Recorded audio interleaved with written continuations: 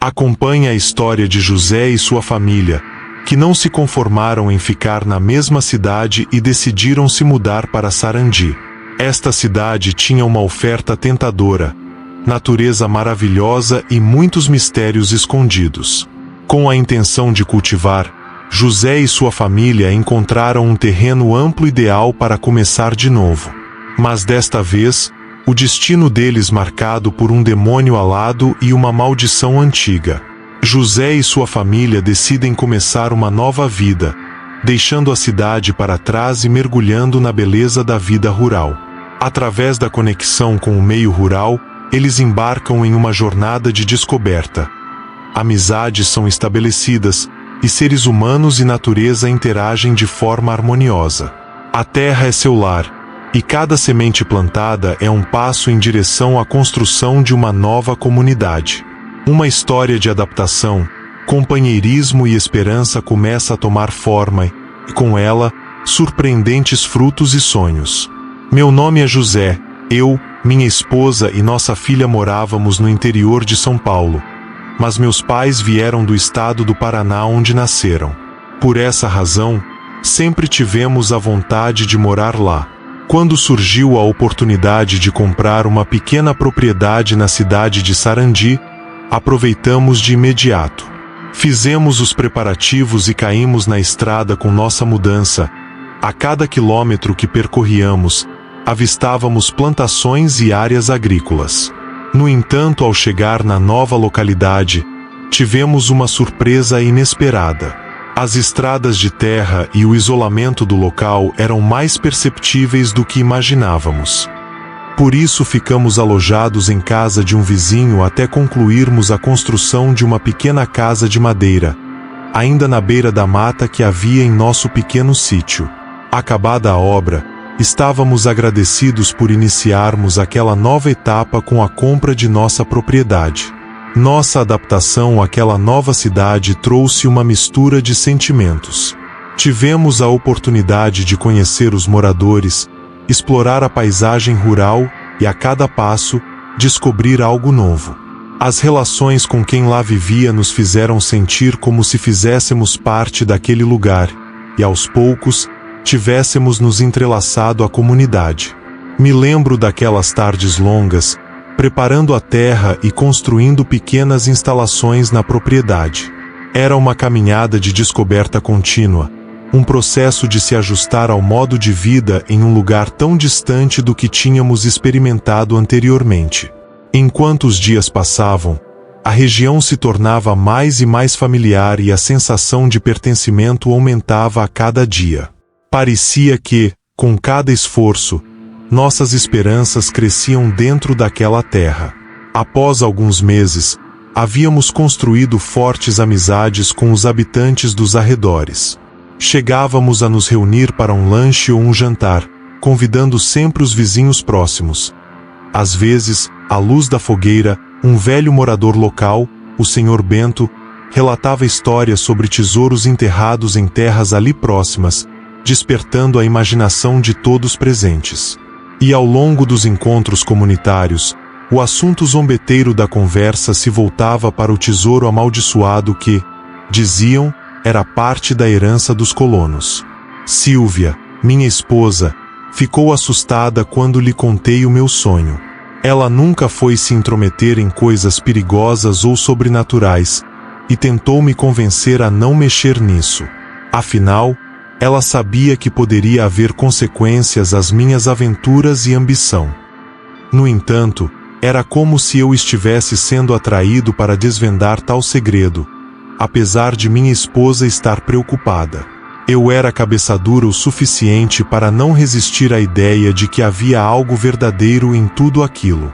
Meu desejo de conseguir o ouro enterrado me impulsionava, ainda que esse sentimento deixasse Silvia temerosa.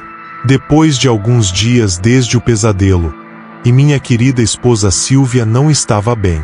Toda vez que ela se dirigia à floresta para buscar lenha, ela estava convencida de que havia alguém a observando. Ela ficou tão aterrorizada que acabou temendo ficar sozinha dentro de casa. Isso me deixava triste, mas eu estava sem saber como poder ajudar. Parecia que algo sinistro pairava ali perto, e isso desestabilizou significativamente o nosso lar.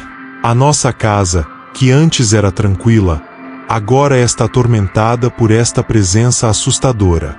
Tomei a decisão de visitar o local que vi no meu sonho, aquela estrada, aquele lugar.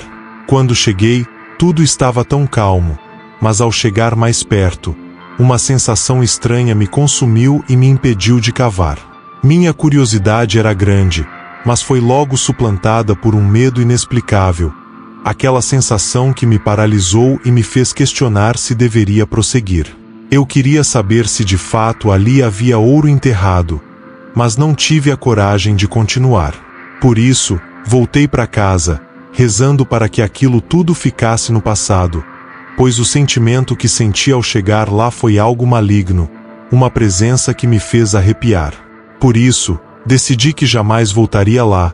As coisas que em minha casa não estavam muito bem e eu não queria atrair ainda mais energias negativas para meu lar. Mas era tarde demais, o mal já havia me acompanhado e eu não sabia.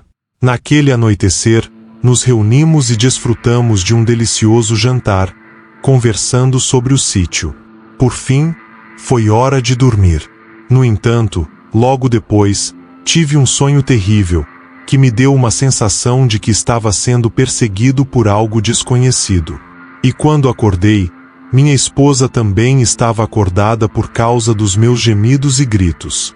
Tentei lhe explicar sobre o pesadelo, mas antes que pudesse terminar, ouvimos um barulho alto no telhado da casa, como se alguma coisa estivesse tentando derrubá-lo. O medo tomou conta de nós e então ficamos ali, esperando que aquele momento passasse. Em meio ao silêncio, comecei a orar para que tudo aquilo se dissipasse. Foi assustador aquele som alto e pesado que nos deixou paralisados, não sabendo ao certo o que fazer. Parecia que cada pedaço da casa tremia com o som, como se estivesse dentro de um tornado. Então, de repente, escutamos um som forte, quebrando o silêncio, e parecia que algo grande e pesado estava voando lá em cima do telhado. Um som como o bater de asas que nos deixou surpresos, como se um grande pássaro tivesse decolado. Foi algo verdadeiramente terrível e misterioso que ficou registrado para sempre em nossas memórias. Após um breve período, reuni coragem e me dirigi para fora. Olhando para longe, no topo de uma montanha, eu vi algo estranho. Uma criatura grande, similar a um morcego, voava sobre as árvores e quando passava ao lado das copas, elas se balançavam. A lua brilhava intensamente, iluminando a singular forma daquele ser.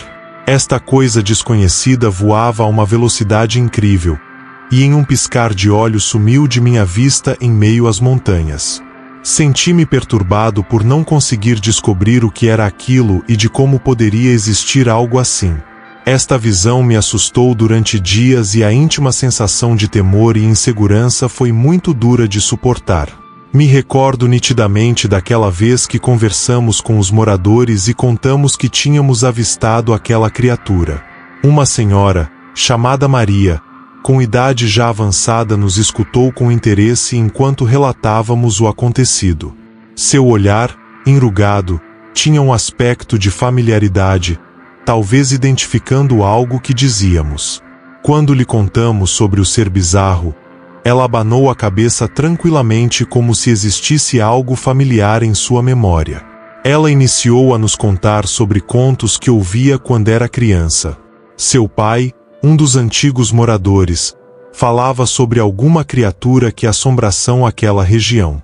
Porém, há tanto tempo ninguém mencionava isso. Para nossa tristeza, a narrativa daquilo que testemunhavam era exatamente a mesma criatura que tínhamos visto. Aquilo nos trouxe um sentimento estranho, como se a nossa experiência não fosse algo incomum, e sim fizesse parte de algo antigo que aquela comunidade abrigava.